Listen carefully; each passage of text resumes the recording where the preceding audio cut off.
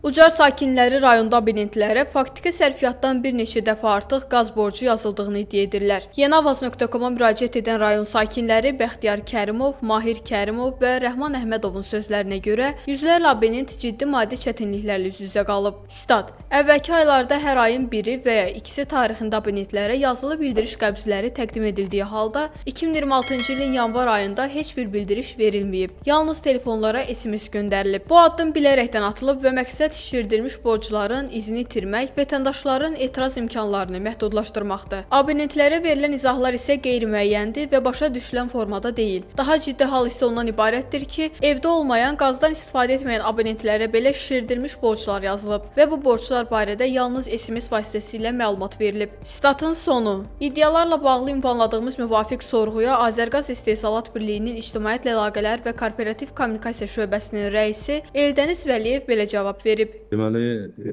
belə bir şey yoxdur ümumiyyətlə. Sərfiyyatdan artıq heç bir abonentə nəsə alına gələn bir rəqəmi, bir məbləği yaza bilməz.